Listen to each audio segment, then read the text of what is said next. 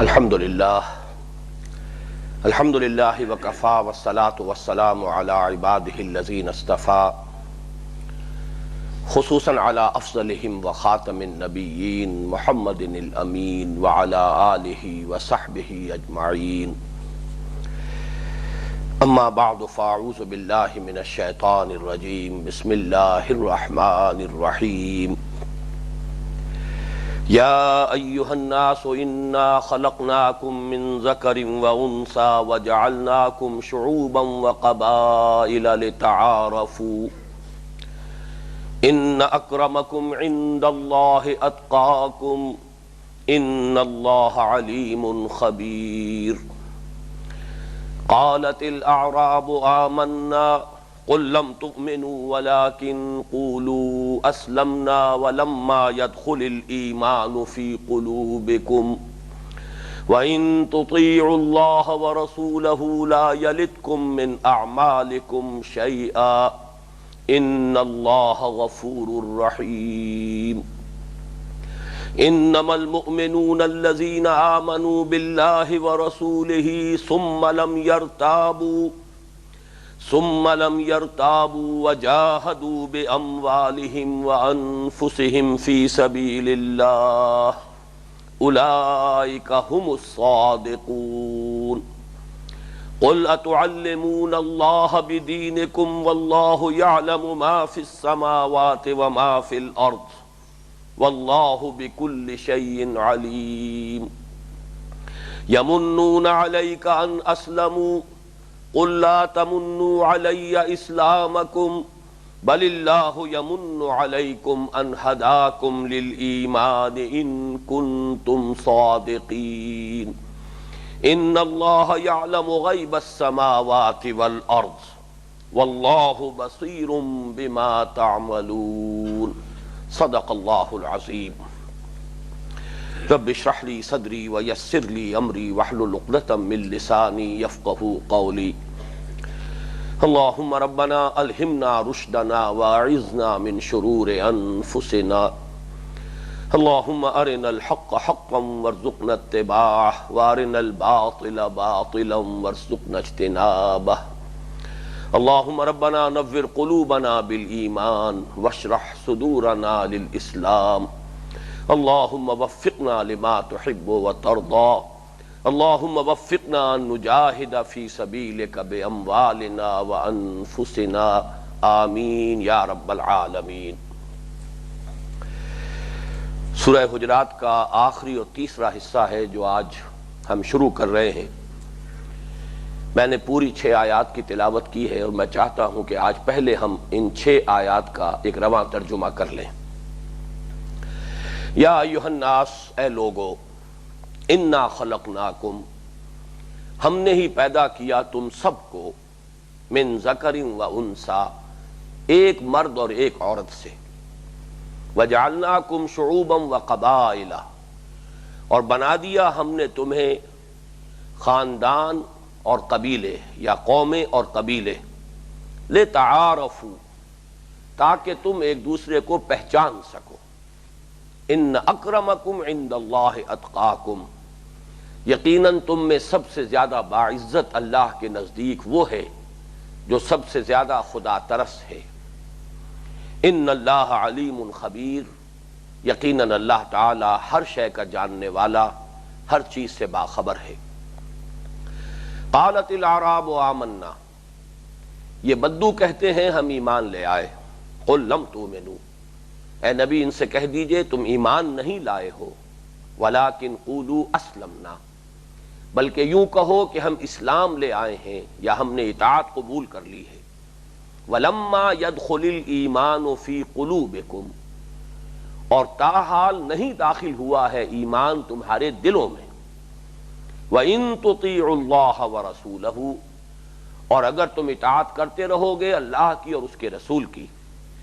لا يَلِتْكُم مِّنْ أَعْمَالِكُمْ شَيْئًا، نہیں کم کرے گا تمہارے لیے تمہارے اعمال میں سے کچھ بھی، ان اللہ غفور الرحیم، یقیناً اللہ تعالی بخشنے والا مہربان ہے۔ انما المومنون، مومن تو بس وہ ہیں، الذین آمنوا باللہ ورسولہ ثم لم یرتابوا، جو ایمان لائے اللہ پر اور اس کے رسول پر پھر شک میں نہیں پڑے، وجاہدوا باموالہم وانفسہم فی سبیل اللہ، اور انہوں نے جہاد کیا اپنے اموال اور اپنی جانوں کے ساتھ اللہ کی راہ میں، اولئک ھم الصادقون، سچے تو صرف وہ ہیں، اپنے دعوی ایمان میں وہ مستحق ہیں کہ وہ دعویٰ کریں۔ قل اتعلمون اللہ بدینکم، اے نبی کہیے کیا تم لوگ جتلانا چاہتے ہو اللہ کو اپنا دین، واللہ یعلم ما فی السماوات وما فی الارض، حالانکہ اللہ جانتا ہے جو کچھ کہ ہے آسمانوں میں اور جو کچھ کہ ہے زمین میں، واللہ بکل شیء علیم، اور اللہ تو ہر چیز کا علم رکھتا ہے۔ یمنون علیک ان اسلموا، اے نبی یہ آپ پر احسان دھرتے ہیں کہ اسلام لے آئے، قل لا تمنوا علی اسلامکم، کہہ دیجئے مجھ پر احسان نہ دھرو اپنے اسلام کا، بل اللہ یمن علیکم، بلکہ اللہ تم پر احسان جتلاتا ہے، ان ہداکم للایمان، کہ اس نے تمہیں راستہ دکھا دیا ایمان کا، ان کنتم صادقین، اگر تم سچے ہو، ان اللہ یعلم غیب السماوات والارض، یقیناً اللہ کے علم میں ہے ہر مخفی شے آسمانوں کی اور زمین کی، واللہ بصیر بما تعملون، اور اللہ تو دیکھتا ہے اسے کہ جو تم کر رہے۔ صدق اللہ العظیم۔ یہ جو تیسرا اور آخری حصہ ہے سورہ مبارکہ کا، یہ بالکل واضح طور پر ایک ڈسکریٹ اور ایک علیحدہ اور جداگانہ حیثیت کا مالک ہے۔ میں نے عرض کیا تھا کہ اگرچہ یہ سورہ مبارکہ نمایاں طور پر 3 حصوں میں منقسم ہے، لیکن پہلے 2 حصے باہم کچھ ملے جلے ہیں، اس لیے کہ گڈمڈ کا لفظ قرآن کے لیے اچھا نہیں ہے، لیکن ان کے مابین کچھ مضامین جو ہیں ایک دوسرے کے ساتھ مل گئے ہیں۔ البتہ یہ تیسرا حصہ بالکل جدا ہے، علیحدہ ہے، اور اس کی جداگانہ حیثیت بہت نمایاں ہو جاتی ہے پہلے لفظ سے، یا ایھا الناس، اے لوگو، جیسا کہ میں نے توجہ دلائی ہے اس سے پہلے کئی مرتبہ، اس سورہ مبارکہ میں 5 مرتبہ یا ایھا الذین آمنوا آ چکا ہے، بلکہ اس اعتبار سے منفرد صورت ہے یہ۔ پورے مکی قرآن میں تو یہ یا ایھا الذین آمنوا کا صیغہ خطاب ہے ہی نہیں، استثناءات ہیں، اور وہ بھی ان صورتوں میں جن میں اختلاف ہے کہ وہ مکی ہیں یا مدنی، جیسے سورہ حج، ورنہ پورا 2/3 قرآن جو ہے مکی قرآن وہ یا ایھا الذین آمنوا کے صیغہ خطاب سے خالی ہے۔ یہ صرف مکی صورتوں، مدنی صورتوں میں ہے، اور مدنی صورتوں میں بھی ظاہر بات ہے کہ اتنی مرتبہ کل 18 آیات ہیں جن میں 5 مرتبہ یا ایھا الذین آمنوا، یا ایھا الذین آمنوا، یا ایھا الذین آمنوا، یہ ایک منفرد خصوصیت ہے سورہ مبارکہ کی، امتیازی شان۔ لیکن یہاں آپ نے دیکھا کہ صیغہ بدل گیا، یا ایھا الناس، اے لوگو، اس اعتبار سے گویا کہ لفظاً بھی بالکل نمایاں ہے کہ یہ معاملہ بقیہ صورت سے کچھ علیحدہ ہے۔ اس سورہ مبارکہ میں 3 مضامین آئے ہیں، ان کو میں چاہتا ہوں کہ پہلے آپ نوٹ کر لیں۔ اس حصے میں، حصہ سوم میں، اس کا اہم ترین مضمون وہ اسلام کا نظام معاشرتی ہو، یا اسلامی ریاست، یا مسلمانوں کی حیات ملی، جس کے بارے میں بڑے تفصیلی احکام آ چکے ہیں، ان کی اساسات کیا ہیں، ان کی بنیادیں کیا ہیں، ان کے استحکام کے لیے کیا احکام دیے گئے ہیں، رخنوں کو روکنے کے لیے کن کن چیزوں سے منع کیا گیا ہے، بڑے بڑے رخنے، بڑی بڑی دراڑیں اس فصیل میں کن چیزوں سے پڑتی ہیں، چھوٹے چھوٹے رخنے کن چیزوں سے وجود میں آتے ہیں، ان سب کا سد باب کس طرح ہے۔ یہ ساری باتیں تو وہ ہے کہ جو پہلے 2 حصوں میں بیان ہو چکی ہیں۔ اس تیسرے حصے میں اب جو مسلمانوں کی معاشرت اور مسلمانوں کی ریاستی یا اجتماعی زندگی کی روح باطنی ہے، اس سے بحث ہو رہی ہے۔ اس کی اہمیت آپ کے سامنے واضح ہونی چاہیے۔ سارے احکام دھرے رہ جاتے ہیں اگر وہ روح اندر موجود نہ ہو۔ ایک ڈھانچہ بے جان، ایک جسد بے روح، اس کی کوئی حیثیت نہیں رہتی۔ اس اعتبار سے اہم ترین چیز یہ ہے کہ اسلامی معاشرے کی اصل روح کیا ہے، اسلامی ریاست کی اصل روح کیا ہے۔ اس کے لیے 2 الفاظ نوٹ کر لیجئے، ایمان اور تقوی، اور یہ دونوں آپس میں ملے جلے ہیں۔ وہ حدیثیں ہم پڑھ چکے ہیں پچھلی نشست میں کہ حضور نے 3 مرتبہ اپنے سینہ مبارک کی طرف اشارہ کیا، التقوی ہا ہونا، التقوی ہا ہونا، التقوی ہا ہونا، تقوی یہاں ہوتا ہے، اور یہی محل ہے ایمان کا۔ ایمان کہاں ہوتا ہے؟ دل میں۔ ابھی جو ترجمہ آپ نے سنا وَلَمَّا يَدْخُلِ الْإِيمَانُ فِي قُلُوبِكُمْ، تاحال ایمان تمہارے دلوں میں داخل نہیں ہوا۔ تو ایمان کا اصل مقام تو قلب ہے، یا جس طرح کہ پہلے ہم پڑھ چکے ہیں اسی سورہ مبارکہ میں صحابہ کرام سے خطاب کرتے ہوئے ان کی جو امتیازی شان ہے اس کو بیان کرتے ہوئے فرمایا گیا وَلَٰكِنَّ اللَّهَ حَبَّبَ إِلَيْكُمُ الْإِيمَانَ وَزَيَّنَهُ فِي قُلُوبِكُمْ، اللہ نے تو تمہارے نزدیک ایمان کو بہت محبوب کر دیا ہے اور اسے تمہارے دلوں میں کھبا دیا ہے۔ معلوم ہوا کہ ایمان کا محل بھی قلب ہے، تقوی کا محل بھی قلب ہے، اور یہی دونوں ہیں، آپ تقوی کہہ لیں ایمان کہہ لیں، حقیقت ایک ہی ہے۔ معلوم ہوا کہ یہ ہے روح معاشرت کہہ لیں، اجتماعیت کی اصل روح۔ اگر یہ نہیں ہے، فرض کیجئے کسی انسان میں ذاتی اعتبار سے یہ ایمان حقیقی موجود نہیں ہے، تو چاہے وہ احکام پر عمل کر رہا ہو، وہ ایک بے جان سی زندگی ہوگی، اس میں وہ حرارت نہیں ہوگی۔ اسی طریقے سے کسی معاشرے میں خالی خولی جو ہے احکام کے اوپر زبردستی عمل کرایا بھی جا رہا ہو، لیکن روح تقوی اگر نہ ہو تو جو اس سے بھلائیاں وجود میں آنی چاہیے وہ وجود میں نہیں آئیں گی۔ جو خیر، جو بھلائی، جو کہ ترہ امتیاز ہونا چاہیے اسلامی معاشرت کا اور اسلامی ریاست کا، اس کا ظہور نہیں ہوگا۔ تو اس سورہ مبارکہ میں جیسا کہ میں نے عرض کیا، اس حصے میں، حصہ سوم میں، آخری حصے میں تقوی اور ایمان، اس کی حقیقت، اس سے بحث کی گئی ہے۔ یہ اس کا اہم ترین مضمون ہے۔ دوسرا مضمون یہ پھر اب جیسے پہلے حصے میں مسلمانوں کی حیات ملی کے 2 ستون،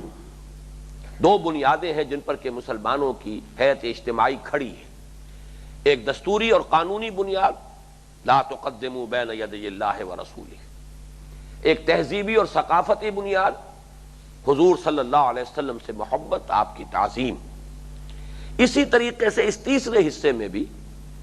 اسلامی معاشرت یا اسلامی ریاست یا مسلمانوں کے حیات ملی کے جو اصولی اور بنیادی مباحث ہیں ان میں سے 2 مضمون آئے۔ ایک یہ کہ مسلمان معاشرہ یا اسلامی ریاست بہرحال ہیومینٹی ایٹ لارج، عالم انسانیت کا جز ہے، بقیہ انسانیت سے اس کا تعلق کیا ہے؟ کوئی تعلق ہے یا نہیں؟ کوئی قدر مشترک ہے یا نہیں؟ اس کے لیے خیر سگالی، بقیہ انسانوں کے لیے کوئی خیر سگالی کی بنیاد ہے یا نہیں؟ کوئی خیر خواہی کی بنیاد ہے یا نہیں؟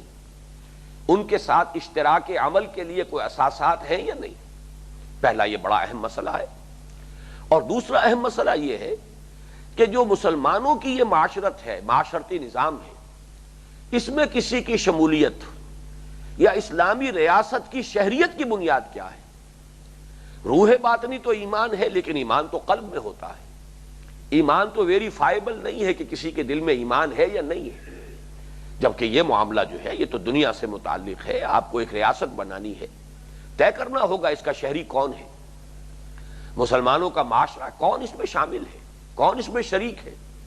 کس کو سمجھا جائے کہ وہ مسلمانوں کے سے حقوق جو ہے اس کو حاصل ہے۔ یہ تو قانونی معاملہ ہے، دستوری معاملہ ہے، تو اس کی اساس ہونی چاہیے۔ تو دوسرا جو مضمون یہاں آ رہا ہے ان اہم مباحث میں سے وہ یہ کہ در حقیقت مسلمانوں کی حیات ملی کی دستوری اور قانونی بنیاد ایمان نہیں ہے، اسلام ہے۔ اس حوالے سے اس سورہ مبارکہ کے اس آخری حصے میں ایک اہم ترین مضمون آیا ہے، اسلام اور ایمان کا فرق۔ بالعموم پورے قرآن مجید میں یہ دونوں چیزیں باہم یوں سمجھیے کہ مترادف الفاظ کی حیثیت سے یہ الفاظ آتے ہیں، اسلام، ایمان۔ Call the rose by any name it will smell as sweet, گلاب کا پھول ہے کوئی بھی نام دے لے، اس کی خوشبو تو وہی رہے گی، اس کی رنگت وہی رہے گی، اس کا حسن وہی رہے گا۔ تو ایک شخص ہے جس کے دل میں ایمان ہے اور اس کا ظاہر جو ہے مسلمانوں کا سا ہے، اس کے خارج میں ظاہر میں اسلام ہے، باطن میں قلب میں ایمان ہے، اب اسے مومن کہہ لیں، مسلم کہہ لیں، کوئی فرق واقع نہیں ہوتا۔ لیکن یہ کہ یہ دونوں چیزیں ایک ہیں نہیں، ان دونوں میں فرق ہے۔ وہ فرق کیا ہے وہ تو بعد میں اب جب ہم تفصیل سے اس پر غور کریں گے تو سامنے آئے گا، لیکن یہ کہ اصل میں اس سورہ مبارکہ کے جو مضامین ہیں، جو اس کا موضوع ہے، اس کے حوالے سے نوٹ کر لیجئے کہ اس کے ساتھ اس کا ربط و تعلق کیا ہے۔ مسلمانوں کی حیات ملی پر جیسا کہ بارہا عرض کر چکا ہوں یہ جامع ترین صورت ہے، اور اس صورت میں وہی مباحث آئے ہیں زیر بحث کہ جن کا تعلق مسلمانوں کی اجتماعی زندگی سے، ملی زندگی سے، ریاستی زندگی سے، معاشرتی زندگی سے، اس کے ساتھ یعنی جو میں نے عرض کیا تھا کہ جیسے کہ ہار میں موتی ہے لیکن پروئے ہوئے ہیں، ایک ڈور ہے جو ان کو ایک یکجا کیے ہوئے ہیں، اسی طریقے سے ہر صورت میں ایک مرکزی مضمون ہے، اس ڈور میں پروئی ہوئی ہیں ساری آیات۔ اگر وہ ڈور آپ کے سامنے ہوگی تو جو آیات کا باہمی ربط ہے وہ واضح ہو جائے گا، اگر وہ ڈور ہی آپ کے علم میں نہیں ہے، وہ عمود آپ کے علم میں نہیں ہے، مرکزی مضمون کو آپ نہیں معین کر پائے ہیں، تو اب یہ آیات جدا جدا نظر آئیں گی، ان میں کوئی معنوی ربط جو ہے نظر نہیں آئے گا۔ اس اعتبار سے نوٹ کیجئے کہ وہ جو ڈور ہے وہ کیا ہے؟ مسلمانوں کی حیات اجتماعی، مسلمانوں کی حیات ملی، مسلمانوں کی حیات اجتماعی معاشرتی یا ریاستی سطح پر، تو اس کا اہم مسئلہ ہے کہ کون اس میں شامل ہے۔ وہ اسلام کی بنیاد پر شمولیت ہے، ایمان کی بنیاد پر نہیں۔ ایمان کا معاملہ آخرت سے متعلق ہے، ایمان قلب میں ہے، وہاں سارے فیصلے ایمان کی بنیاد پر ہوں گے۔ یہاں ہم ایمان کسی شخص کے بارے میں یہ طے نہیں کر سکتے کہ ایمان ہے یا نہیں، لہذا یہاں ساری بحث اسلام کی بنیاد پر۔ تو گویا کہ یہ تین اہم مضامین اس سورہ مبارکہ کے اس آخری حصے میں آ رہے ہیں۔ نمبر ایک، مسلمانوں کی حیات اجتماعی کی اصل روح تقوی اور ایمان ہے۔ نمبر دو، مسلمانوں کی حیات اجتماعی کا تعلق بقیہ پوری نوع انسانی سے، وزوی ہیومینٹی ایٹ لارج، اس کے ساتھ کس بنیادوں پر استوار ہوگا۔ نمبر تین، مسلمانوں کی اجتماعیت میں جو شخص شریک ہے وہ کس اساس پر، ایمان کی بنیاد پر یا اسلام کی بنیاد پر۔ یہ تین مضامین تو ہوئے کہ جو اس سورہ مبارکہ کے جو مرکزی مضمون ہے، اس کا جو عمود ہے، اس سے متعلق ہے۔ اس میں ایک مضمون اضافی طور پر آ گیا ہے، اب میں اضافی کا لفظ استعمال کر رہا ہوں اسی معنی میں جس معنی میں اس سے پہلے مفصل بحث آ چکی ہے کہ قرآن حکیم میں اہم ترین مضامین جو ہیں وہ ضمنی طور پر آتے ہیں۔ کوئی اور بحث چل رہی ہے، چلتے چلتے کہیں اور مضمون آ گیا ہے، لیکن وہ نہایت اہم ہوتا ہے۔ اہم ترین مضامین جو ہیں وہ اگر آپ نوٹ کریں گے وہ ضمنی اعتبار سے۔ یہاں پر اب سوال پیدا ہو گیا کہ اگر مسلمانوں کی حیات اجتماعی کی بنیاد تو اسلام ہے، بات سمجھ میں آ گئی، ایمان نہیں ہے، لیکن یہ بھی تو بتایا جائے کہ مومن کون ہوتا ہے، ایمان کی حقیقت کیا ہے۔ ایک ڈیفینیشن، ایمان کی ڈیفینیشن اور مومن کی ڈیفینیشن، اور ڈیفینیشن بھی ایسی ہو، تعریف بھی ایسی ہو جس کو اہل منطق کہتے ہیں جامع اور مانع۔ جامع اور مانع کو سمجھ لیجئے، جامع جمع کر لینے والی، یعنی جب آپ کسی شے کو ڈیفائن کریں تو اس کا کوئی اہم وصف جو ہے اس سے باہر نہ رہ جائے، سب جمع ہو جائیں، اور اس کا کوئی اور جو ہے وہ اس میں شامل نہ ہو جائے، مانع روکنے والی، کوئی اور تصور اس میں آ کر داخل نہ ہونے پائے، اور اس شے کی ساری حقیقت اس کے اندر بیان ہو جائے، اس ڈیفینیشن کو کہیں گے، اس تعریف کو جامع اور مانع تعریف۔ اور اس ایمان کی اور مومن کی جامع اور مانع تعریف کے اعتبار سے اس سورہ مبارکہ کی آیت نمبر 15 پورے قرآن کی اہم ترین آیت، وہ بھی انشاءاللہ تعالی زیر بحث آئے گی۔ اب ہم اللہ کا نام لے کر اس سلسلے کی جو پہلی آیت مبارکہ ہے اس کا اب ہم ذرا تفصیل میں جائزہ لے رہے ہیں اور اس پر غور کر رہے ہیں۔ یا ایھا الناس انا خلقناکم من ذکر و انثی وجعلناکم شعوبا وقبائل لتعارفوا ان اکرمکم عند اللہ اتقاکم ان اللہ علیم خبیر۔ اہل ایمان، اے لوگو، یا ایھا الناس، اے لوگو، ہم نے تمہیں پیدا کیا، انا خلقناکم من ذکر و انثی، ایک مرد اور ایک عورت سے، وجعلناکم شعوبا وقبائل لتعارفوا، اور تمہیں بنا دیا قوموں اور قبیلوں کی شکل میں یا خاندانوں اور قبیلوں کی شکل میں تاکہ ایک دوسرے کو پہچان سکو۔ ان اکرمکم عند اللہ اتقاکم، یقیناً تم میں سب سے زیادہ باعزت اللہ کے نزدیک وہ ہے جو سب سے زیادہ متقی ہے، سب سے زیادہ تقوی رکھنے والا ہے۔ اور تقوی ایک مخفی حقیقت ہے، لیکن فرمایا ان اللہ علیم خبیر، چونکہ معاملہ ہے کہ ان اکرمکم عند اللہ، اللہ کے نزدیک سب سے بڑھ کر باعزت کون ہے، اور اللہ سب کو جانتا ہے۔ اللہ جانتا ہے کس میں وہ تقوی ہے اور کس میں نہیں ہے۔ کس میں وہ تقوی کتنا ہے اور کس میں کس درجے میں اس کی شدت اور گہرائی اور گہرائی ہے، اس کے علم میں۔ میں نے عرض کیا تھا پچھلی نشست میں کہ اس سورہ مبارکہ میں بھی اور بقیہ جگہوں پر بھی جہاں کسی صورت میں ایک مضمون بدلتا ہے دوسرا شروع ہوتا ہے، تو وہاں سرحد پر آیات ایسی ہوتی ہیں کہ جن کے دو رخ ہوتے ہیں، سابق کی طرف بھی ایک رخ ہے اور پھر آگے کی طرف لاحق جو مضمون آ رہا ہے، جو پیچھے آ رہا ہے، اس کے ساتھ بھی ایک رخ ہے۔ اس آیت مبارکہ کا جو رخ سابق کی طرف ہے، پچھلی نشست میں ہم نے جو مضامین پڑھے ہیں ان کو ذہن میں تازہ کیجیے۔ انما المؤمنون اخوۃ فاصلحوا بین اخویکم واتقوا اللہ لعلکم ترحمون۔ تمام اہل ایمان آپس میں بھائی بھائی ہیں، بس دو بھائیوں کے مابین مصالحت کرا دیا کرو اور اللہ کا تقوی اختیار کرو تاکہ تم پر رحم کیا جائے۔ یہ گویا کہ اسی کی تاکید مزید ہے۔ اہل ایمان کو ایک رشتہ اخوت میں تو باندھنے والا ہے رشتہ ایمان، ایمان کا تعلق ہے، قدر مشترک ہے۔ تم بھی اللہ کے ماننے والے، قرآن کے ماننے والے، محمد کے ماننے والے صلی اللہ علیہ وسلم، وہ بھی اللہ کا ماننے والا، محمد پر ایمان رکھنے والا، قرآن کو ماننے والا، آخرت کو ماننے والا۔ یہ نظریاتی ہم آہنگی جو ہے، یہ جو اشتراک ہے نظریاتی، یہ گویا کہ سب سے زیادہ قوی رشتہ ہے لوگوں کو جوڑنے والا۔ انما المؤمنون اخوۃ فاصلحوا بین اخویکم۔ لیکن اب یہاں پر دو رشتے اور سامنے آئے۔ یہ ایمان کا رشتہ جو ہے یہ تو سمجھیے کہ آن ٹاپ آف دیٹ ہے، ورنہ دو اشتراک تو اور بھی ہیں۔ ایک یہ کہ انا خلقناکم، ہم نے ہی پیدا کیا ہے تم سب کو، وحدت خالق، وحدت الہ،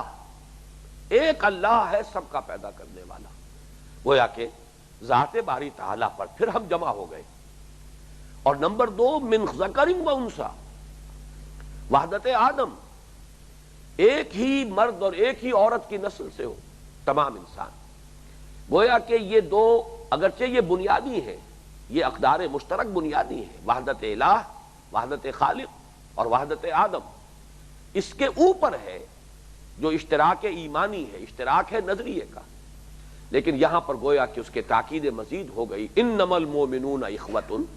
معلوم ہوا کہ ویسے تو تمام انسان آپس میں بھائی بھائی ہیں، بلکہ ایک لطیفہ ہے ہارون الرشید کا کہ اس کے محل پر کوئی شخص آیا، سائل تھا، سوالی مانگنے والا، لیکن اس نے بڑا ذہانت کا انداز اختیار کیا، دربان سے کہا جا کے کہو تمہارا ایک حقیقی باپ بھائی آیا ہے، تمہارے ماں اور تمہارے باپ سے ہی جو تمہارا بھائی ہے، حقیقی بھائی، وہ تمہارے دروازے پر ہے۔ اس نے کوئی 1 درہم 1 دینار بھیج دیا، سمجھ گیا کہ یہ کوئی سائل ہے جس نے بڑا یہ انداز اختیار کیا ہے۔ جب اس کو وہ دیا گیا، اس نے کہا جا کے کہو اپنے حقیقی بھائی کو 1 دینار یا 1 درہم۔ اس نے بلا لیا، پوچھا کہ تم میرے کیسے بھائی ہو حقیقی؟ میں تو نہیں جانتا کہ کوئی بھائی ایسا بھی میرا حقیقی کہ جو جس میرے علم میں نہ ہو۔ کہا کہ کیا میں آدم کی اولاد نہیں ہوں؟ کیا میں حوا کی اولاد نہیں ہوں؟ آدم اور حوا پر ہم ایک ہی رشتے میں منسلک ہو گئے۔ تو ہارون رشید نے کہا کہ جلدی سے یہ 1 درہم یا دینار جو بھی دیا تھا لے کر چلے جاؤ، اس لیے کہ میرے سارے جو بھائی ہیں آدم اور حوا سے، ان سب کو اگر میں نے تقسیم کرنا شروع کیا تو یہ 1 دینار بھی تمہارے حصے میں نہیں آئے گا۔ لیکن واقعہ یہ ہے کہ اس اعتبار سے انسان غور کرے کہ یہ نظریہ آدم اور حوا پر نسل انسانی ایک رشتہ وحدت کے اندر منسلک ہو جاتی ہے۔ تو ایک تو یہ مضمون جو سابق مضمون ہے سورہ مبارکہ کا، اس کو تقویت حاصل ہوئی اس سے۔ ثانیاً 2 آیتوں میں ہم پڑھ چکے، اہل ایمان ایک دوسرے کا تمسخر نہ کرو، ایک دوسرے کے چڑھانے والے نام نہ رکھو، ایک دوسرے کو برے ناموں سے نہ پکارا کرو، عیب چینی نہ کیا کرو، ایک دوسرے کے خلاف تجسس میں نہ لگے رہا کرو، ایک دوسرے کی غیبت نہ کیا کرو، ایک دوسرے سے سوء ظن سے کام نہ لو۔ ان تمام چیزوں کا در حقیقت اگر آپ تجزیہ کریں گے تو اصل سبب کیا ہوتا ہے؟ احساس برتری۔ انسان اپنے آپ کو برتر سمجھتا ہے دوسرے سے، تبھی اس کا مذاق اڑاتا ہے، دوسرے کو کسی اعتبار سے کمتر سمجھتا ہے، بنظر استحقار دیکھتا ہے، تبھی اس کا استہزاء کرے گا، اس کے لیے برا نام رکھے گا، اس کی برائی کرے گا، چاہے رو در رو کر رہا ہو، عیب چینی کر رہا ہو، اور چاہے وہ پشت پیچھے کر رہا ہو، پیٹھ پیچھے کر رہا ہو، غیبت کر رہا ہو۔ یہاں اس آیت نے گویا کہ اس کی بھی جڑ کاٹی کہ تمہارا یہ معیار ہی غلط ہے، تم نے جن چیزوں کی بنیاد پر عزت اور وقار اور دنیا میں جو مراتب عالیہ کا ایک تصور قائم کر دیا، سب غلط ہے۔ تم سب ایک نسل ہو، کلکم بنو آدم و آدم من تراب، تم سب کے سب آدم کی نسل سے، اور آدم مٹی سے بنائے گئے تھے۔ تم میں کون اونچا کون نیچا، کوئی اعلیٰ نہیں، کوئی ادنا نہیں، کوئی برتر نہیں، کوئی کمتر نہیں۔ اور یہ کہ تم خامخواہ ان چیزوں کی بنیاد پر اگر ایک دوسرے کو بنظر استحقار دیکھو گے تو معلوم ہوا کہ اس ایمان اور تقوی سے تم محروم ہو، ورنہ تمہارا معیار تو یہ ہونا چاہیے کہ ان اکرمکم عند اللہ اتقاکم، اللہ کے نزدیک تو سب سے بڑھ کر باعزت وہ ہے کہ جو تم میں سب سے زیادہ تقوی والا ہے، خدا ترس ہے، متقی ہے۔ تو یہ گویا کہ سابق مضمون کی طرف اس آیت مبارکہ کا رخ ہے، یا ایھا الناس انا خلقناکم من ذکر و انثی وجعلناکم شعوبا وقبائل لتعارفوا ان اکرمکم عند اللہ اتقاکم ان اللہ علیم خبیر۔ اسی ضمن میں حال ہی میں ایک نوجوان آئے تھے مجھ سے ملنے، وہ اپنی یہ تالیف لے کر آئے تھے، متاع گم گشتہ۔ میں اس کو دیکھ رہا تھا، ابھی پوری کتاب تو میں نے نہیں دیکھی ہے، یہ محمد راشد حفیظ ہیں قصور کے، لیکن اس میں ایک اہم نقطہ مجھے نظر آیا اور میں نے چونکہ اس درس سے متعلق اسے سمجھا تو آج اس کا حوالہ آپ کے سامنے پیش کر رہا ہوں کہ واقعہ یہ ہے کہ بہت سے جرائم جو ہوتے ہیں انسانی معاشرے میں، اس کی اصل بنیاد یہ ہے کہ اس معاشرے میں ان چیزوں کو عزت کی بنیاد بنا لیا جاتا ہے کہ جن چیزوں کے لیے بہت سے لوگ ہیں کہ جو اگر جائز راستے سے اس کو حاصل نہیں کر سکتے تو پھر ناجائز راستے سے حاصل کرتے ہیں، اس لیے کہ وہاں معیار عزت کا وہی ہے۔ دولت کا اگر معیار ہے، دولت مند ہی باعزت ہے، تو جو شخص کسی وجہ سے ہینڈی کیپڈ رہ گیا ہے، پیچھے رہ گیا ہے، جب وہ دیکھتا ہے معاشرے میں کہ عزت تو اسی کی ہے کہ جو پیسے والا ہے، وہ چوری کرے گا، ڈاکہ ڈالے گا۔ اگر اس کے برعکس معیار ہی وہ ہو کہ جو ہر شخص کے لیے قابل حصول ہے، اگر یہ ہو جائے، بہت بڑا اگر ہے، it's a big if، ہم اس وقت تو تصور بھی نہیں کر سکتے کہ کسی معاشرے میں عزت کا معیار صرف یہ ہو کہ کس کا اخلاق بلند ہے، کس میں انسانیت زیادہ ہے، کون زیادہ خدا ترس ہے، کس کے اخلاق عالیہ ہیں، اس کی بنا پر عزت کی جا رہی ہو، تو یہ جو بہت سے جرائم ہوتے ہیں، یہ چوریاں، یہ ڈاکے، یہ مختلف جس کی طرف لوگ متوجہ ہو جاتے ہیں، وہ اس کا سد باب ہو جائے گا۔ اس لیے کہ پھر انسان واقعتاً یہ اگرچہ جو معروف جو مکاتب فکر ہے جدید نفسیات کے، ان میں ایڈلر کا ایک مکتب فکر ہے، سب سے بڑا مکتب فکر تو فرائڈ کا ہے، یونگ کا ہے، پھر یہ کہ میکڈوگل کا ایک نقطہ نظر ہے، ایڈلر کا بھی ہے۔ اس نے انسان کی جبلی محرکات میں سے اہم ترین قرار دیا ہے حب تفوق، دی ارج ٹو ڈومینیٹ۔ ہر انسان میں سب سے زیادہ قوی جو جذبہ ہے اس کے نزدیک جذبہ محرکہ وہ حب تفوق ہے۔ جیسا کہ میں بار عرض کر چکا ہوں، یہ تمام جتنے بھی مفکرین ہیں، ان کے جو مشاہدات ہیں، ان کے جو افکار و نظریات ہیں، وہ سرتا سر باطل نہیں ہے، جزوی حقیقتوں کو لے کر انہوں نے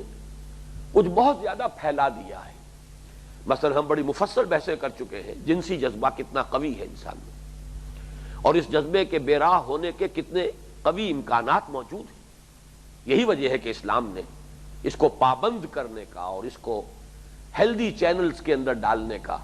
اور بے راہ روی سے روکنے کا جو ہے بڑا اہتمام کیا ہے۔ سورہ تحریم سے جہاں ہمارا مباحث شروع ہوئے تھے، سورہ تحریم، اور اس کے بعد پھر سورہ بنی اسرائیل کے 2 رکوع، زنا اس کا سد باب، یہ جنسی بے راہ روی اس کی روک تھام کے لیے، یہ سطر اور حجاب کے احکام، یہ سب اس موزور گھوڑے کو لگام دینے کے لیے، اس لیے کہ جذبہ محرکہ بہت قوی ہے، اس میں کوئی شک نہیں۔ لیکن فرائڈ نے اسے بہت آگے بڑھا دیا، اسے معلوم ہوا، یہ نظر آیا کہ یہی سب سے قوی ہے، لہذا ہر چیز پر بالا تر یہی ہے، ہر شے اس کے تابع ہے۔ بس یہ غلطی ہے اس کی، باقی جہاں تک اس کے مشاہدے کا تعلق ہے کہ یہ جذبہ بہت قوی ہے، اس میں کوئی شک نہیں۔ اسی طریقے سے ہرڈ انسٹنکٹ ہو، ایک گروہی اور ایک مل جل کر رہنے کا جذبہ ہے، یہ بھی انسان میں ہے، اس میں کوئی شک نہیں۔ اسی طریقے سے میکڈوگل کے نظریات بنیادی طور پر تو غلط نہیں ہے، انسانی شخصیت کی تشکیل میں اس میں کوئی شک نہیں ہے کہ وراثت کا اور موروثی اثرات کا بھی بہت عمل دخل ہے، اسی طریقے سے ماحول کا اور تعلیم کا بھی بہت عمل دخل ہے، لیکن کل یہی نہیں ہے۔ جب آپ جز کو کل بنا دیں گے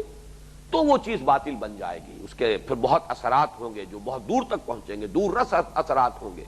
اور سوچ جو ہے وہ پوری کی پوری غلط ہو کر رہ جائے گی۔ جزوی حقیقتیں ہیں، اسی طرح یہ بھی جزوی حقیقت ہے، حب تفوق، دی ارج ٹو ڈومینیٹ۔ اس کو اس نوجوان نے اپنی اس کتاب میں برتری کے حصول کا جذبہ 3 بنیادی جذبات میں اس نے شمار کیا ہے کہ برتری حاصل کرنا یہ بھی انسان کا ایک بنیادی جذبہ ہے، اور اس میں کوئی شک نہیں ہے۔ ذہین تر لوگ، زیادہ حساس لوگ، ان کے اندر یہ جذبہ نمایاں ہوتا ہے، موجود ہوتا ہے۔ ویسے بھی قاعدہ ہے، کلیہ ہے، ہر شے اپنا ظہور چاہتی ہے، بلکہ بہت دور بات نکل رہی ہے، لیکن یہ کہ اس کائنات کی تخلیق کا اصل، اس کا سبب کیا ہے، اس کی بنیاد کیا ہے، اس پر تو قرآن مجید میں تو کوئی مضمون یہ زیر بحث آیا نہیں ہے۔ احادیث میں بھی جو محدثین کے نزدیک مستند احادیث ہیں ان میں یہ مضمون نہیں آیا، لیکن ایک حدیث کے جو صوفیاء اور فلاسفہ کے ہاں مقبول ہے، اور وہی واحد حدیث ہے، کنت کنزا مخفیا فاحببت ان اعرف فخلقت الخلق، حدیث قدسی ہے کہ میں ایک چھپا ہوا خزانہ تھا، میں نے چاہا کہ مجھے پہچانا جائے، پہچاننے والے ہو مجھے، میری عظمت ہے تو اس عظمت کو پہچاننے والے بھی تو ہو، میرے اندر صفات کمال ہے تو صفات کمال کا کوئی مخلوق ایسی بھی ہو جس میں یہ شعور کی صلاحیت موجود ہو کہ وہ میری صفات کمال کا ادراک کر سکے۔ کنت کنزا مخفیا فاحببت ان اعرف فخلقت الخلق، میں نے مخلوق کی تخلیق کی ہے، میری تمام صفات کمال کا مظہر یہ میری پوری مخلوق ہے، تمام کائنات ہے، اور ایک ہستی پیدا کی ہے انسان جس کے اندر اپریسیشن کی صلاحیت ہے، وہ مجھے اپنے ان کمالات کے جو مظاہر ہیں ان کے حوالے سے پہچانتی ہے۔ یہ ہے انسان کی اصل میں اس کی افضلیت کی اور اشرفیت کی اصل بنیاد۔ اسی طریقے سے جہاں جو کوئی جوہر ہوتا ہے وہ جوہر چاہتا ہے اپنا اظہار۔ اگر کسی انسان میں یہ جذبہ ہے تو واقعہ یہ کہ اب معاشرے میں اگر تو کسی چیز جو معیارات قائم ہیں ان معیارات میں یہی ہے کہ جس کے پاس پیسہ ہے، جس کے پاس دولت ہے، اس سے کوئی بحث نہیں، وہ حلال سے کمائی گئی ہو، حرام سے کمائی گئی ہو، جائز سے آئی ہو، ناجائز سے آئی ہو، لیکن یہ کہ بہرحال جو دولت مند ہے وہ باعزت ہے، تو پھر ہر ذہین آدمی دولت ہی کے حصول کے چکر میں پڑ جائے گا، صحیح راستے سے ہو، ناجائز سے ہو، جائز سے ہو، غلط سے ہو، صحیح سے ہو، اس سے بحث نہیں رہے گی، اور اسی سے جرائم پیدا ہوں گے۔ میں یہ چونکہ مجھے یہ عبارت پسند آئی تھی، میں آپ کو پڑھ کر سنا رہا ہوں۔ انسان جب امتیازی حیثیت حاصل کرنے کے لیے جد و جہد شروع کرتا ہے تو یہ یقینی بات ہے کہ وہ اس جد و جہد کا رخ انہی معیاروں کی طرف کرے گا جو معاشرے میں برتری کے ثبوت کے طور پر تسلیم شدہ ہے۔ اگر معاشرتی ماحول ایسا ہو جس میں برتری کے ثبوت کے طور پر وہی معیار مسلمہ ہو جو ہر وقت ہر انسان کے بس میں ہوتے ہیں اور جو کسی سے چھینے یا خریدے نہیں جا سکتے، آپ کا اخلاق بلند ہے، کون چھین کر لے جائے گا؟ دولت پر ڈاکہ پڑ سکتا ہے، آپ کے تقویٰ کی پونجی پر تو کوئی ڈاکہ نہیں ڈال سکتا، آپ کے اخلاق کی پونجی جو ہے وہ چرائی نہیں جا سکتی۔ یعنی اخلاقی اقدار، حسن عمل اور سلیقہ وغیرہ تو یقیناً ہر شخص کے لیے ہر وقت انہیں زیادہ سے زیادہ، بلکہ یوں کہنا چاہیے کہ لامحدود مقدار میں حاصل کرنے کا راستہ موجود رہتا ہے۔ حصول تقویٰ کی منزل کبھی ختم نہیں ہوگی، پوری زندگی اسی میں لگتا رہے، برتر سے برتر، اعلیٰ سے اعلیٰ ہے جستجو کے خوب سے ہے خوب تر کہاں۔ اور چونکہ یہ تمام چیزیں کسی سے چھینی یا خریدی نہیں جا سکتی، لہذا جرائم بھی وقوع پذیر نہیں ہوتے، مگر جب معاشرے میں برتری کی علامت کے طور پر ایسے معیار رواج پا چکے ہوں جو ہر وقت ہر شخص کے بس میں نہیں ہوتے، مثلا دولت مندی اور عمارت کا اظہار، تو یقیناً اس کی بنیاد پر نمایاں ہونے کا راستہ ہر وقت ہر کسی کے لیے کھلا ہوا ممکن نہیں ہے، اور یہی وجہ ہے کہ جس کی بنیاد پر پہلے فرسٹریشن اور بعد میں جرائم ظہور پذیر ہوتے ہیں۔ بہت عمدہ بات ہے یہ، اسی لیے میں نے آپ کو یہ عبارت پڑھ کر سنائی ہے، حالانکہ درس میں میرا یہ معمول نہیں ہے۔ واقعی کہ فرسٹریشن کیوں ہوتی؟ جب انسان دیکھتا ہے کہ معاشرے میں جو معیار ہے عزت کا، یہاں وہ لفظ برتری کا یہ ان کا اپنا ایک فکر ہے، فلسفہ ہے، اس کے حوالے سے اب اس اصطلاح کو ایک طرف رکھ دیجئے،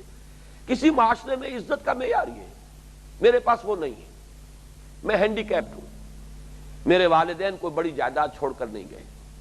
لیکن میں اس حالت کے اوپر قانے رہنے کے لیے تیار نہیں ہوں، کوئی اسباب ایسے ہو گئے میں تعلیم بھی حاصل نہیں کر سکا، میں کسی ایسے پروفیشن کو پرسو نہیں کر سکا کہ جس سے دولت جمع کی جا سکتی۔ اب اگر وہ شخص واقعتاً ذہین بھی ہے اور اس میں کوئی ارج بھی ہے، کام کرنے کا جذبہ بھی ہے، آگے بڑھنے کی امنگ بھی ہے، تو اس کے اندر پہلے فرسٹریشن آئے گی اور پھر جرم آئے گی۔ تو میرے نزدیک یہ بات صحیح ہے۔ تو اس آیہ مبارکہ کو ذہن میں رکھیے، یا ایھا الناس انا خلقناکم من ذکر و انثی وجعلناکم شعوبا وقبائل لتعارفوا ان اکرمکم عند اللہ اتقاکم۔ لیکن یہاں یہ نوٹ کر لیجئے کہ ان اکرمکم عند اللہ اتقاکم، یہاں پہ ظاہر بات ہے جب تک اللہ پر ایمان نہیں ہے تو اس کے لیے تو پھر بنیاد ہی نہیں ہے، یہ دنیا کی عزت کا معیار یہ نہیں ہے۔ تو معلوم ہوا کہ اس کے لیے ایمان کا ہونا لازم ہے۔ اگر ایک شخص اللہ کو مانتا ہے، آخرت کو مانتا ہے، تب تو پھر اس کے لیے اصل عزت آخرت کی عزت ہے، اصل کامیابی آخرت کی کامیابی، جیسے کہ سورہ تغابن میں ہم پڑھ چکے، ذالک یوم التغابن، وہ ہے ہار اور جیت کے فیصلے کا دن۔ جو اس روز کامیاب قرار پایا وہ کامیاب ہے، جو اس روز ناکام قرار پایا وہ حقیقتاً ناکام ہے۔ یہ دنیا کے معیارات جو ہیں یہ تو بڑے عارضی ہیں، بڑی آربیٹریری سی چیزیں ہیں، بہت ہی ایک آنی اور فانی چیزیں ہیں، آنی جانی چیزیں ہیں، فانی چیزیں ہیں، اصل معیار وہ ہے۔ تو معلوم ہوا ان اکرمکم عند اللہ اتقاکم۔ اس کیفیت کو اور اس انسان کے اندر ذہنی جو ہے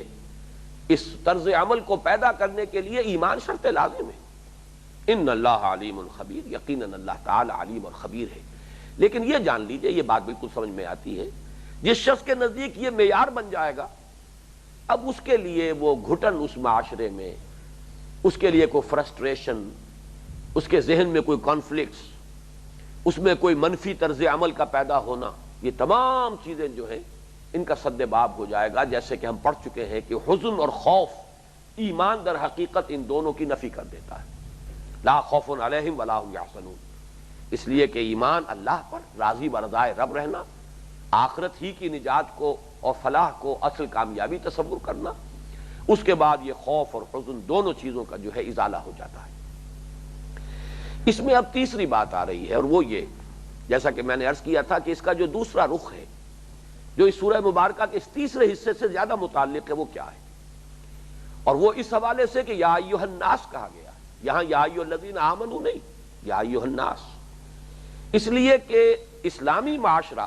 بہرحال عام انسانی معاشرے ہی کے اندر ہے، اسی کے ساتھ اس کا تعلق ہوگا۔ اس تعلق کی بنیادیں کیا ہیں؟ کوئی قدر مشترک ہے انسانی معاشرے کا اسلامی معاشرے کے ساتھ، یا اسلامی معاشرے کا انسانی معاشرے کے ساتھ؟ تو اس اعتبار سے میں چاہتا ہوں کہ دو لفظ ذرا نوٹ کر لیجئے، عام طور پر یہ ہمارے ہاں صحافتی زبان میں استعمال ہوتے ہیں، ورٹیکل اینڈ ہاریزونٹل پولرائزیشن۔ اسلام نے ایک طرف تو ورٹیکلی ڈیوائیڈ کیا ہے، اور وہ کیا ہے کس بنیاد پر؟ جو ایمان کا دعوے دار ہے، مسلمان ہے، وہ ایک طرف، جو غیر مسلم ہے، نہیں مانتا ہے اللہ کو، محمد کو صلی اللہ علیہ وسلم، وہ دوسری طرف۔ یہ تو ورٹیکل ڈویژن ہے، تقسیم ہو رہی ہے، ان کے مابین فرق ہو رہا ہے، یہ ایک علیحدہ معاشرہ ہے، یہ علیحدہ معاشرہ ہے، چاہے ایک ہی شہر میں رہتے ہوں معاشرت جدا ہوگی۔ ویسے جہاں تک ریاست کا تعلق ہے، اسلامی ریاست بہرحال اسی دنیا میں ہوگی، اسی معمورہ عالم میں ہوگی، لیکن یہ ہے کہ وہ اپنی جگہ پر ایک علیحدہ ریاست ہے، اس کی بنیاد علیحدہ ہے، یہ ورٹیکل ڈویژن ہے، مسلم غیر مسلم، اس نے تقسیم کر دیا ہے، انہوں نے علیحدہ علیحدہ کر دیا، جدا کر دیا۔ ایک ہے ہاریزونٹل، یعنی تہ بر تہ، نیچے اوپر، پھر اس سے اوپر، پھر اس سے اوپر، اس میں جو فرق مراتب قائم ہوتا ہے وہ صرف تقویٰ کی بنیاد پر ہے۔ تو اس حصے میں دونوں چیزیں زیر بحث آ رہی ہیں۔ انسانی معاشرے میں برتری، باعزت ہونا، اس کی بنیاد نسل نہیں، خون نہیں، چمڑی کی رنگت نہیں، زبان نہیں، کوئی علاقہ نہیں، ان تمام بنیادوں پر جو بھی اونچ نیچ کے تصورات ہیں سب کی نفی۔ اونچ اور نیچ ایک ہی بنیاد پر ہے، ان اکرمکم عند اللہ اتقاکم۔ یہ تو ہوا گویا کہ ہاریزونٹل، اونچا اور نیچا، اعلیٰ اور ادنا، اوپر اور نیچے،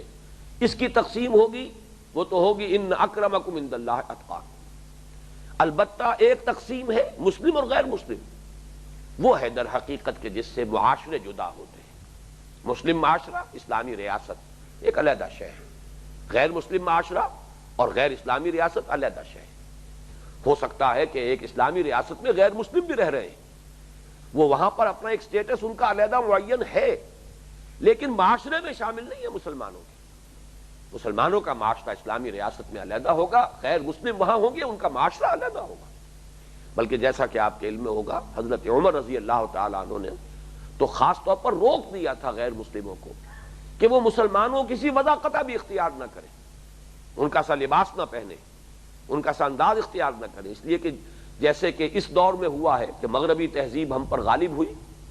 ہم اس سے ذہناً مرعوب ہوئے، ویسے بھی ہم غلام ہوئے، وہ فاتح تھے ہم مفتوح تھے، تو ہم ان کا تشبہ کر رہے تھے، ان کا سا لباس پہن رہے ہیں، ان کی سی وضاقتہ اختیار کر رہے ہیں، ان کی سی شکل و صورت، انہی کے ساتھ مشابہ ہونے کی کوشش کر رہے ہیں، تشبہ اسی کو کہتے تھے۔ برعکس صورت تھی اس وقت جب اسلام غالب تھا، مسلمانوں کی حکومت تھی، مسلمانوں کو اور اسلام کو غلبہ حاصل تھا، اب غیر مسلم وہاں پر کوشش کرتے تھے وہی رنگ اختیار کر لے، وہی ان کی معاشرت ہو جائے، وہی وضاقتہ بن جائے، وہی لباس پہن لے تاکہ وہ علیحدہ نہ رہے۔ تو خاص طور پر احکام صادر کیے حضرت عمر فاروق رضی اللہ تعالیٰ عنہ نے کہ انہیں بالکل اپنا علیحدہ تشخص قائم رکھنا چاہیے، یہ مسلمانوں کے معاشرے میں گڑبڑ نہ ہو جائے۔ اسلامی ریاست میں ہے، وہاں بھی ان کا سٹیٹس علیحدہ ہے، وہ مسلمان اسلامی ریاست میں غیر مسلم جو ہے وہ برابر کا شہری نہیں ہے، وہ پروٹیکٹڈ مائنورٹی ہے، وہ ذمی ہے، لیکن یہ ہے کہ معاشرے کے اعتبار سے بھی جداگانہ ہے۔ اسلامی ریاست میں بھی غیر مسلم جو ہے مسلمانوں کے معاشرے میں شامل نہیں۔ اس اعتبار سے نوٹ کر لیجیے دونوں الفاظ کہ پوری نوع انسانی میں ایک ورٹیکل ڈویژن ہے، وہ تو ہے اسلام اور غیر اسلام، مسلم غیر مسلم، لیکن مسلمانوں کے معاشرے میں جو ان کے درمیان اونچ نیچ کا معاملہ ہے، اس کی بنیاد رنگ نہیں ہے، نسل نہیں ہے، خون نہیں ہے، کنبہ نہیں ہے، قبیلہ نہیں ہے، پیشہ نہیں ہے، جنس نہیں ہے۔ یہ بھی نوٹ کر لیجیے، جنس کی بنیاد پر بھی یہ نہ سمجھیے کہ عورتیں جو ہیں وہ جنس کے اعتبار سے وہ کمتر ہیں، نہیں، یہ تو میں اس سے پہلے تفصیل سے بیان کر چکا ہوں۔ بعضکم من بعض، تم سب ایک دوسرے ہی میں سے ہو، ایک ہی باپ کی اولاد میں بیٹے بھی ہیں اور بیٹیاں بھی ہیں، ایک ہی ماں کے بطن سے ولادت ہوئی ہے، بیٹے کے بھی اور بیٹی کی بھی، کوئی ان کے اندر شرافت انسانیت اور انسان کا جو اعزاز اور اکرام ہے اس کے اعتبار سے کوئی فرق و تفاوت ان دونوں کے مابین موجود نہیں۔ اس اعتبار سے جو بھی فرق و تفاوت ہے وہ انتظامی ہے، ایک فیملی ان کا انسٹیٹیوشن جو ہے، جو ادارہ ہے خاندان کا، اس میں سربراہ جو ہے وہ مرد ہوگا، الرجال قوامون علی النساء، لیکن جہاں تک شرافت انسانیت کا تعلق ہے برابر بھی شریک ہے۔ تو پھر نوٹ کیجئے کہ رنگ ہو، نسل ہو، خون ہو، پیشہ ہو، جنس ہو، اس کی بنیاد پر نہ کوئی اعلیٰ ہے، نہ کوئی ادنا ہے، نہ کوئی اونچا ہے، نہ کوئی نیچا ہے، نہ کوئی برتر ہے، نہ کوئی کمتر ہے۔ کمتری کا برتری کا ایک ہی معیار ہے کہ جس کو اسلام چاہتا ہے کہ اچھی طریقے سے ذہنوں میں جاگزی کر لیا جائے، اور وہ ہے ان اکرمکم عند اللہ اتقاکم۔ اس اعتبار سے بقیہ پوری نوع انسانی کے ساتھ اس مسلمان معاشرے کا تعلق اب دو بنیادوں پر استوار ہوگا، اگرچہ جداگانہ معاشرہ ہے، معاشرت بھی جدا، اسلامی ریاست دوسری ریاستوں سے بالکل ممیز، لیکن ہے اسی معمور انسانی عالم انسانی کے اندر تو دو بنیادیں ہیں جس کو یہاں پہ واضح کیا گیا، انا خلقناکم من ذکر و انثی، وحدت خالق یا وحدت الہ اور وحدت آدم، ان دونوں چیزوں نے پورے نوع انسانی کو ایک کنبہ بنا دیا ہے۔ اس اعتبار سے واقعہ یہ ہے کہ آج کے دور میں جو سب سے بڑی شدید ضرورت جو پڑی ہوئی ہے نوع انسانی کو، کہ سائنس اور ٹیکنالوجی کی ترقی نے دنیا کے فاصلے معدوم کر دیے، دنیا سکڑ گئی، بہت چھوٹی ہو گئی، فاصلے معدوم ہو گئے، ضرورت کا احساس ہو رہا ہے کہ نوع انسانی کا ایک ہی نظام ہو، لیکن اس کے برعکس صورت کیا ہے کہ دلوں کے فاصلے جو کہ تو نہیں ہیں، دلوں میں نفرتیں ہیں، برتری اور کمتری کے احساسات ہیں، اس کے معیارات ہیں۔ وہ تو امریکہ میں چلے جائیے، کالے اور گورے کا فرق ابھی جو کچھ ہوا ہے کچھ ہی عرصے پہلے جو ویسٹ کوسٹ کے اوپر جو طوفان آیا تھا، پھر پورے امریکہ میں جو آگ لگی ہے، اس سے آپ اندازہ کر لیجیے، ساری تعلیم، ساری ترغیب، سارے قانون، ایک پوری جو ہے انہوں نے جد و جہد کی ہے، اور ہیومن لیول پر واقعہ یہ ہے کہ اس سے زیادہ ممکن نہیں ہے جد و جہد۔ اگر آپ دین کے مسئلے کو علیحدہ رکھ دیں تو سیکولر لیول پر جو میکسیمم ایفرٹس ہو سکتی ہیں وہ امریکہ میں کر لی گئی ہیں، لیکن نفرتیں موجود ہیں، حجابات موجود ہیں، خلیجیں حائل ہیں، دلوں میں بڑے فاصلے ہیں۔ اسی طریقے سے ہندوستان جو سب سے بڑی جمہوریہ ہونے کا دعوے دار ہے، اور واقعہ یہ کہ ویسٹ میں بھی اسے جمہوریت کا معجزہ سمجھا جاتا ہے، لیکن حال جو ہے وہاں پر مسلم اور ہندو کے درمیان جو فرق و تفاوت ہے وہ تو ہے، اس کو چھوڑ دیجئے، وہ تو مذہبی جنون اس کو کہا جا سکتا ہے، لیکن اعلیٰ ذات کے ہندوؤں اور نچلی ذات کے ہندوؤں کے مابین جو دشمنیاں ہیں اس کا وقتاً فوقتاً مظاہرہ ہوتا رہتا ہے۔ پوری پوری بستیاں جو ہے ہریجنوں کی جلا دی جاتی، زندہ انہیں آگ کے اندر بھون دیا جاتا، صرف اس پر کہ ان کے لیے کچھ ملازمتوں میں کچھ استحقاق علیحدہ سے ان کے لیے معین کر دیا گیا، صرف اس کے اوپر اتنے بڑے ہنگامے ہوتے ہیں۔ اس کا حل اگر کسی کے پاس ہے تو وہ صرف اسلام، یوں کہیے دین، اور دین ہی کی در حقیقت آسمانی دین کی آخری اور جو مکمل شکل ہے، محفوظ شکل ہے، وہ اسلام ہے۔ آخری ایڈیشن اللہ کی کتابوں کا، آسمانی ہدایت کا قرآن مجید ہے جو محفوظ ہے، اس میں ہے یہ دو اقدار، واقعتاً اس کی بنا پر پوری نوع انسانی ایک انسانی کنبہ بن سکتا ہے۔ بارک اللہ لی و لکم فی القرآن العظیم و نفعنی و ایاکم بالآیات والذکر الحکیم۔